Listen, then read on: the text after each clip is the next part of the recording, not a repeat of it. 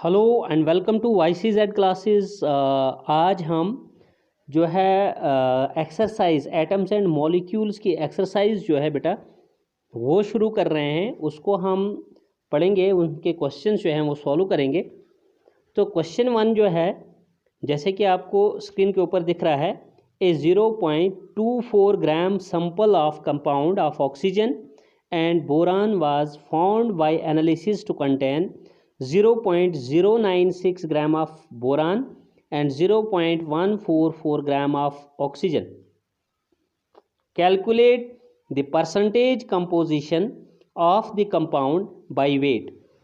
देखो बच्चों, यहाँ इस क्वेश्चन में हमको पूछा जा रहा है कि एक कंपाउंड का सैंपल है, उस कंपाउंड के सैंपल में हमको 0.24 ग्राम उसका वेट दिया हुआ है उस कंपाउंड के सैंपल का, जो कि ऑक्सीजन और बोरान से बना हुआ है। तो जब हम इसकी एनालिसिस करते हैं तो ये पाया जाता है एनालिसिस पे कि इस कंपाउंड ऑफ सैंपल में बोरान 0.096 ग्राम है और ऑक्सीजन 0.144 ग्राम है। अब हमें यहाँ पे क्वेश्चन पूछा जा रहा है कि कैलकुलेट कीजिए percentage composition of the compound by weight. मतलब इस कंपाउंड में बोरान की कितनी परसेंटेज है और ऑक्सीजन की कितनी परसेंटेज है, ये हमारा क्वेश्चन है। देखिए, जब हम कभी भी परसेंटेज निकालते हैं, जैसे सपोज कीजिए अगर हमको परसेंटेज निकालनी होगी, अगर हम क्लास 12th के सपोज कीजिए या क्लास 9th के ही स्टूडेंट्स मान लीजिए हैं आप, ठीक है, या कोई भी है, मैं या आप कोई भी, अगर कोई मार्क्स निकालने की, परसेंटेज निकालने की वो बात कर रहा है। सपोज करें कि आपने टोटल मार्क्स सिक्योर किए हैं 360 मार्क्स, ठीक है, और आउट ऑफ ये 360 मार्क्स सपोज कीजिए कि ये आपने बेटा लिए हैं 600 में से, ठीक है, 600 में से आपने 360 मार्क्स लिए हैं। और जब आप टोटल मार्क्स जितने आपने लिए, मार्क्स ऑब्टेन जिसको बोलेंगे, डिवाइड करेंगे टोटल मार्क्स से और मल्टीप्लाई करेंगे इसको 100 से, क्योंकि परसेंटेज निकालनी है। परसेंट का मतलब ही है, परसेंट मीन्स आउट ऑफ 100, कि 100 में से, परसेंट मीन्स आउट ऑफ 100, ठीक है। तो 360 जितने मार्क्स ऑब्टेन किए divide by total marks multiply by 100, ये आपका हो जाएगा 6 1 जार और 6 6 जार 36 और 660 जार 360, यानी 60%, विच इज़ इक्वल टू 60%। तो आप बताएंगे कि मैंने 60% मार्क्स जो हैं वो सिक्योर किए। Same is the case here. हमें यहाँ पे पूछा जा रहा है कि अगर एक सैंपल ऑफ कंपाउंड है 0.02 ग्राम, उसमें बोरान 0.096 ग्राम है, उसमें कार्बन 0.144 ग्राम है, तो आप उस कंपाउंड की परसेंटेज कंपोजिशन बाय मास यानी बाय वेट मालूम कीजिए। तो इस क्वेश्चन को हम शुरू करते हैं। Let's start this question, answer of this question, solution of this answer as. तो इस क्वेश्चन का सॉल्यूशन करने से पहले बच्चों मैं एक बार आपको बताना चाहूँगा कि अगर आप अभी भी मेरे चैनल पे नए हैं, अभी आपने चैनल सब्सक्राइब नहीं किया है, तो प्लीज़ चैनल को सब्सक्राइब कीजिए, लाइक कीजिए और ज़्यादा से ज़्यादा अपने फ्रेंड्स के साथ शेयर कीजिए। तो आइए विदाउट वेस्टिंग टाइम हम आज के लेक्चर को शुरू करते हैं। तो सबसे पहले आप यहाँ पे सॉल्यूशन में लिखेंगे गिवन मास। क्या लिखेंगे आप? Given mass of compound equals to 0.24 gram. Mass of boron लिखेंगे आप, mass of boron is equal to 0.096 gram. Mass of oxygen equals to 0.144 gram. ये इतना आपने गिवन में लिखना है बेटा। उसके बाद आप स्टार्ट करेंगे now percentage of boron in a sample of 0.24 gram of compound equals to, percentage of boron equals to, देखिए बेटा यहाँ पे हम एक फार्मूला यूज़ करेंगे और वो फार्मूला है percentage of boron is equal to, हम लिखेंगे गिवन मास ऑफ बोरान। जैसे मैंने अभी आपको सिखाया था कि जितने मार्क्स आपने लिए, अब यहाँ मार्क्स नहीं, यहाँ हमने यहाँ लिखना mass, given mass of boron divide by total mass of compound. या mass of compound, given mass of boron divide by mass of compound, multiply करेंगे 100 से, मल्टीप्लाई बाय 100 इक्वल्स टू, देखिए कितना हो गया, गिवन मास ऑफ बोरान कितना है वो हमको दिया हुआ था, बोरान का मास 0.096 divide by mass of compound वो दिया है 0.240 ग्राम और मल्टीप्लाई बाय 100। ठीक है, तो ये है आपके पास बेटा ये, ठीक है, यहाँ तक इसको आप सिंप्लीफाई कीजिए, ये हो जाएगा 0.096 को मैं मिला के लिखूँ तो ये पड़ा जाएगा 96 अपॉन 0 पॉइंट का मैं लिखूँगा बेटा 1 और पॉइंट के बाद 1 2 3 डिजिट्स हैं जिसको मैं 100 लिखूँगा, ये सॉरी 1000 लिखूँगा, डिवाइड बाई इसी तरह से 0.240 है, मैं इसको मिला के 24 लिखूँगा। ठीक है, 0.240 इसको मैं 240 लिखूँगा मिला के और डिवाइड करूँगा पॉइंट का 1 और फिर से 1000 और मल्टीप्लाई बाई 1000 है, ये 1000 बेटा आपका यहाँ पे कैंसिल हो गया, डिवाइड हो गया 96 डिवाइड बाई 240, 96 डिवाइड बाई 240 और मल्टीप्लाई बाई यहाँ पे बच गया आपका 100, ये 0 और ये 0 आपका यहाँ से कट गया, इक्वल्स टू ये 96 को मल्टीप्लाई जब हम 10 से करेंगे ये 960 बनेगा, डिवाइड बाई 24 हमारा फाइनल एक्सप्रेशन रहेगा। तो 960 को जब हम बेटा 24 से डिवाइड करेंगे तो ये हो जाता है हमारे पास 40 के बराबर, 960 कितना आया था हमारे पास, ये आया था 960। ठीक है, 960 को जब आप डिवाइड करेंगे किसके साथ, जब 960 को आप यहाँ पे डिवाइड करेंगे 24 के साथ तो it will become equal to 40%, तो ये 40 आएगा जिसको हम परसेंटेज में 40% लिखेंगे। तो ठीक है बेटा, इस 40% को जब आप लिखेंगे कि ये 40% है, ठीक है, तो ओके, परसेंटेज के हिसाब से आपने यहाँ पे बताया कि बोरान जो है ये 40% प्रेजेंट है। तरह से अब हम बताएंगे परसेंटेज ऑफ ऑक्सीजन, तो परसेंटेज ऑफ ऑक्सीजन का भी यही, लेकिन मैं आपको बताता चलूं कि हम इस परसेंटेज ऑफ ऑक्सीजन को भी इसी फार्मूले से निकालेंगे, given mass of oxygen divided by mass of compound multiply by 100, लेकिन हम इसको अल्टरनेट मेथड से भी डिटरमाइन कर सकते हैं, अल्टरनेट मेथड से भी। अल्टरनेट मेथड मतलब टोटल परसेंटेज हमारी 100 है बेटा, 100 में से जब आपको बोरान का पता चला कि बोरान 40% है तो 100% में से आप 40% निकाल दीजिए तो वो बच गया आपका 60%, तो वो 60% परसेंटेज होगी इस कंपाउंड में ऑक्सीजन की। ठीक है, हमारा आंसर डायरेक्ट भी आ गया, लेकिन हम इसको इस तरह से भी निकालेंगे जिस तरह से अभी हमने बोरान की परसेंटेज निकाली थी। तो similarly percentage of oxygen is equal to mass of given mass of oxygen divided by mass of compound multiply by 100। Given mass of oxygen है 0.144 डिवाइड बाय 0.240 ग्राम है कंपाउंड का मास और मल्टीप्लाई बाय 100। तो बेटा अभी मैंने जैसे ऊपर वाला सिखाया इसी तरह से आप इसको भी 144 लिखिए और डिवाइड बाई पॉइंट का 1, पॉइंट के बाद 1 2 3 डिजिट से 30 लगाइए 1000, होल डिवाइड बाई 0.240 को भी आप 240 मिला के लिखेंगे, डिवाइड बाई पॉइंट का 1 और उसके बाद 3 डिजिट हैं 2 4 और 0 3 0 आप यहाँ पे लगाएंगे 1000 ये भी बनेगा और मल्टीप्लाई बाई 100, ये 100 टॉप न्यूमरेटर के साथ कंसिडर होगा, ये 1000 डिवाइड होके कैंसिल हो गया, यहाँ बच गया आपका 144 डिवाइडेड बाई 240 मल्टीप्लाई बाई 100, तो ये 0 यहाँ से कट गया, ये बन गया बेटा 144 डिवाइड बाई 20, 144 नहीं 144 को अभी 10 से मल्टीप्लाई है तो 144 को जब 10 से मल्टीप्लाई करेंगे एक 0 हम यहाँ ऐड कर देंगे, ये 1440 यानी 1440 डिवाइडेड बाई 24 बनेगा। तो याद रखो जब हम 1440 को डिवाइड बाई 24 करेंगे हमारा आंसर 60 आएगा, यानी जब हम 24 को बेटा 60 के साथ मल्टीप्लाई करेंगे तो हमारे पास 1440 आएगा, तो इट मीन्स कि हमारा आंसर 60 है और ये परसेंटेज है तो 60% हमारा आंसर होगा कि therefore percentage of oxygen in this sample of compound is 60%, oxygen is present 60%।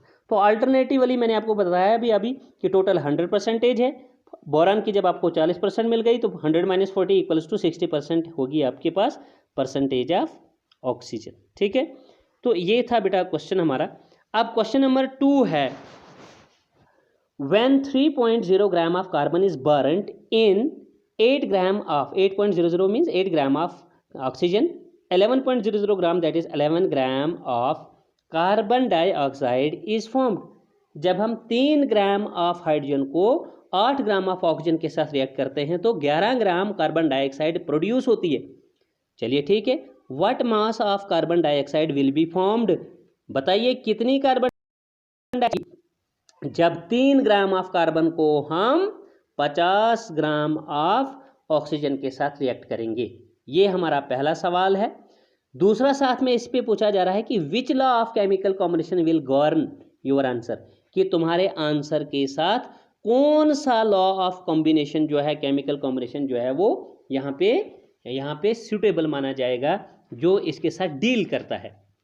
तो देखिए सबसे इंपॉर्टेंट चीज़ है कि यहाँ पर हम बताएंगे, first we find the proportion of mass of carbon and oxygen in the carbon dioxide. सबसे पहली चीज़ है कि जो रिएक्शन है, हम पहले केमिकल रिएक्शन लिखेंगे कि ये कार्बन प्लस ऑक्सीजन जब आपस में रिएक्ट करते हैं तो ये कार्बन डाइऑक्साइड बनाते हैं CO2। अब जितना ये गिवन कंडीशन है, हमें गिवन में दिया हुआ है कि कार्बन 3 ग्राम और ऑक्सीजन 8 ग्राम रिएक्ट होकर 11 ग्राम बनाता है जी कार्बन डाइऑक्साइड। समझ आ रही बात?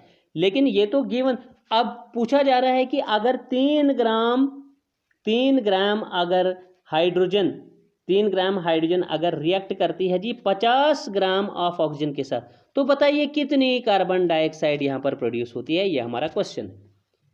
50 ग्राम ऑफ ऑक्सीजन के साथ अगर 3 ग्राम हाइड्रोजन रिएक्ट होती है तो बताइए कितनी कार्बन डाइऑक्साइड प्रोड्यूस होगी यहाँ by mass.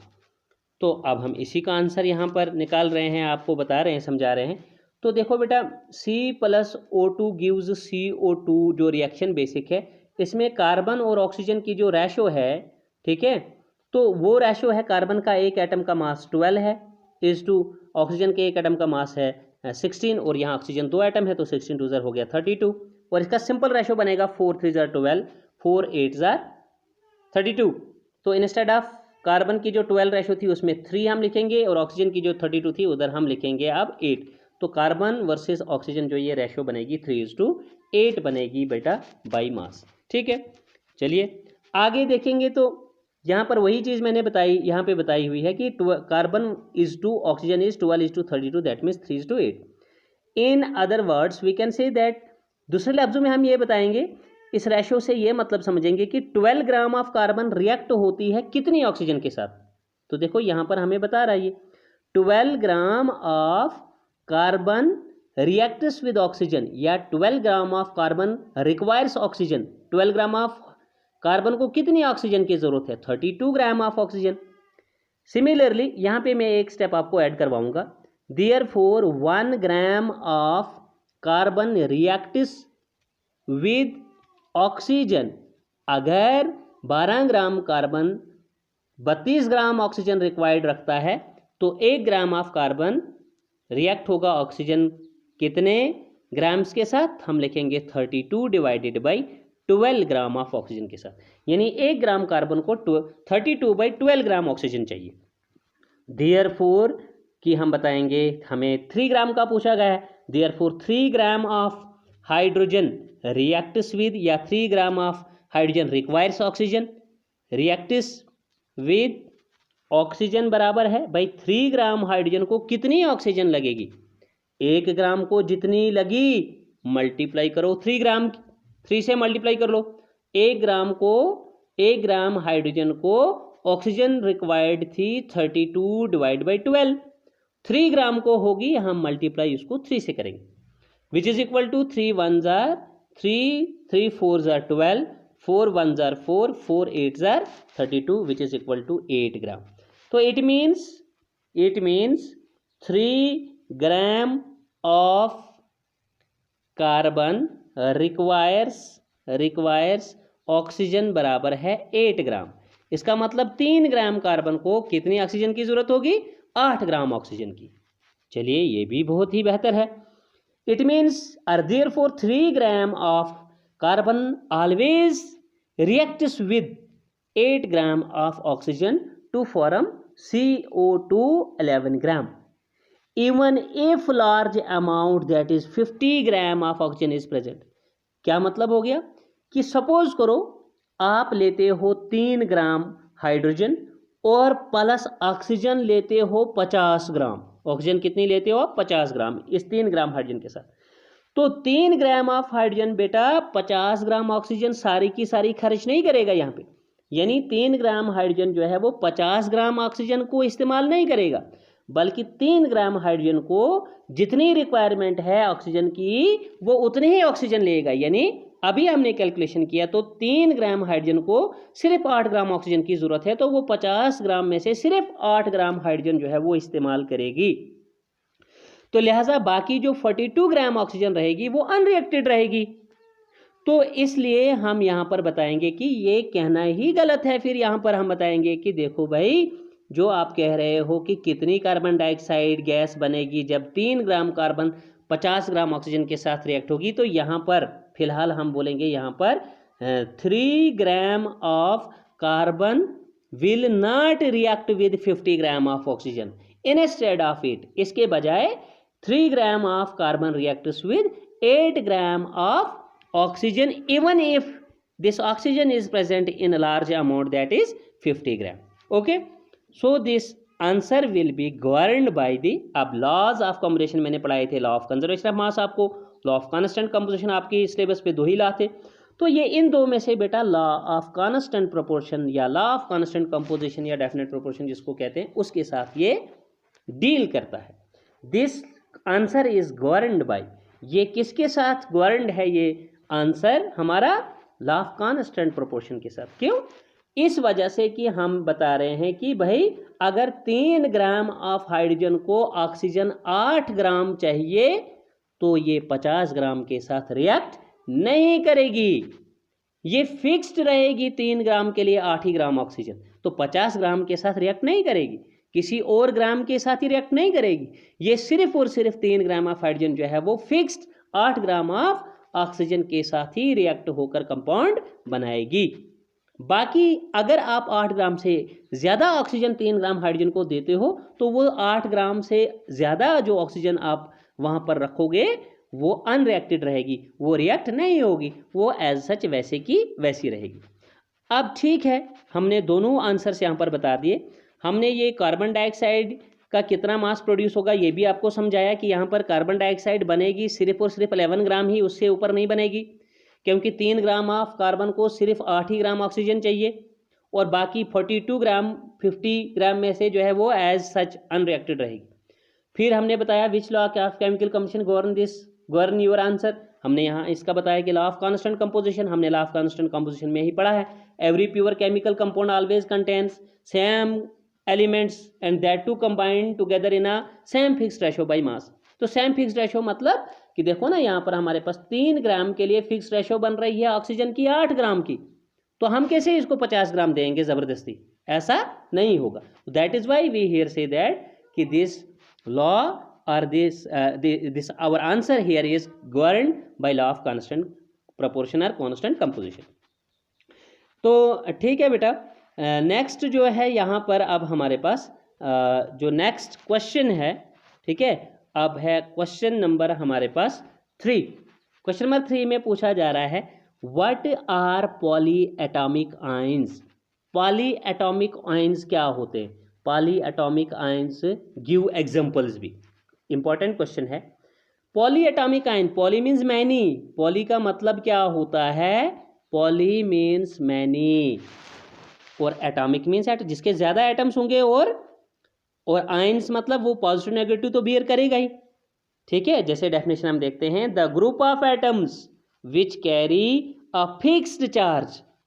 Group of atoms poly atomic ion कहलाएगा जिसका फिक्स्ड चार्ज होगा आइदर पॉजिटिव और negative on them and behave as ions, और वो बिहेव क्या करेगा? आयंस डिपेंड करेगा, पॉजिटिव चार्ज है तो कैटाइन, अगर नेगेटिव चार्ज है तो एनाइन, ठीक है, are called poly atomic ions. एक बार फिर से इसका डेफिनेशन बताता हूँ।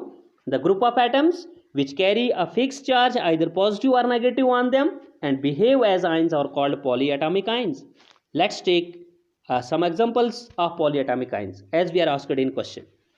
So examples are carbonate ion, sulfate ion, ammonium ion, phosphate ion. चलिए इनका फार्मूला मैं आपको बताता हूँ। जो कार्बोनेट आयन है इसका फार्मूला होता है CO3 नेगेटिव। जब मैंने पीछे आपको एटम्स एंड मॉलिक्यूल्स में सिंबल्स ऑफ आयंस पढ़ाया था बेटा, वहाँ पर मैंने सिंबल्स एक टेबलर फॉर्म में मैंने आपको बताया था जिसमें वैलेंसी 1 यानी ऐसे आयंस बताए थे, उनके सिंबल्स बताए थे, फॉर्मूले बताए थे जिनकी वैलेंसी 1 थी, जिनकी वैलेंसी 2 थी, जिनकी वैलेंसी 3 थी और जिनकी वैलेंसी 3 से ज़्यादा यानी पॉली एटॉमिक आयंस भी बताए थे वगैरह वगैरह।